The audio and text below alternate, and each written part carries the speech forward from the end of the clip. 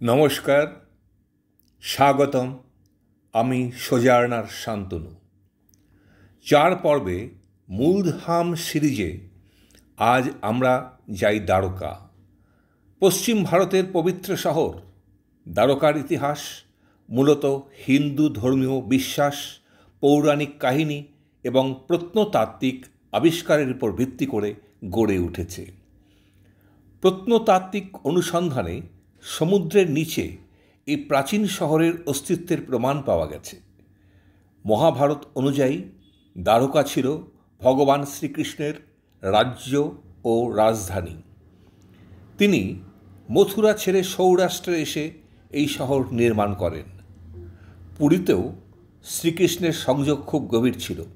জগন্নাথকে কৃষ্ণের আধ্যাত্মিক রূপ হিসেবে ধরা হয়। বালভদ্র ও সুভদ্রা হল কৃষ্ণের ভাই বোনদের রূপ। যারা ব্রজ বা দ্বারকায় কৃষ্ণের পূজা করেন তারা এখানে জগন্নাথ দর্শন করে আধ্যাত্মিক পূর্ণতা পান। বিশ্বাস করা হয় যে শ্রীকৃষ্ণের অন্তর্ধানের পর এই দ্বারকা শহরটি সমুদ্রে ডুবে গিয়েছিল। দ্বারকাধীশ মন্দিরটি 2500 বছরেরও বেশি পুরনো। এটি শ্রীকৃষ্ণের প্রপৌত্র বজ্রনাভ কর্তৃক প্রতিষ্ঠিত বলে মনে করা হয়। এছাড়া গুরুত্বপূর্ণ জায়গাগুলি হল রুক্মিণী দেবী মন্দির, বেট দ্বারকা। এটি একটি দ্বীপ যেখানে ভগবান কৃষ্ণ রাজত্বকালে থাকতেন এবং এটি সুদামার কাছ থেকে প্রাপ্ত বলে বিশ্বাস করা হয়। মনে করা হয় এটিই ছিল গুজরাতের প্রথম রাজধানী। কৃষ্ণের অপর নাম দ্বারকাধীশ বা দ্বারকেশ্বর। দ্বারকাধীশ মন্দির মূল 4 ধামের একটি। আদি শঙ্করাচার্য হিন্দু ধর্ম পুনরুজ্জীবিত করার জন্য 4 কোণে 4টি তীর্থস্থান তৈরি করেছিলেন।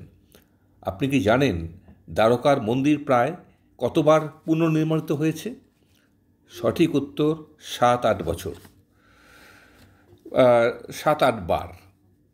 দ্বারকার ইতিহাস কেবল ধর্ম নয়, সমুদ্রপথ, বাণিজ্য ও রাজনৈতিক কেন্দ্র হিসাবেও গুরুত্বপূর্ণ। মধ্যযুগে বহু বাণিজ্যিক ও রাজনৈতিক কর্মকাণ্ড এখানে গড়ে উঠেছিল। প্রশ্ন: দ্বারকার মন্দির কোন সমুদ্রপৃষ্ঠের কাছে অবস্থিত? উত্তর: আরব সাগর। দ্বারকা দর্শনের সময় মন্দিরের শোভা, সমুদ্র তটের সৌন্দর্য এবং স্থানীয় কৃষ্টি একসাথে উপভোগ করুন। আপনি কি কখনো দ্বারকার মন্দিরের দেবতার রথ বা উৎসব দেখেছেন? হ্যাঁ বা না কমেন্টে লিখে জানান। এই হলো দ্বিতীয় পর্ব। পরবর্তী পর্বে আমরা যাব রামেশ্বরম, যেখানে ইতিহাস, আধ্যাত্মিকতা ও সংস্কৃতির মেলবন্ধন দেখা যাবে। সাবস্ক্রাইব করুন, বেল আইকন চাপুন এবং কমেন্ট জানান।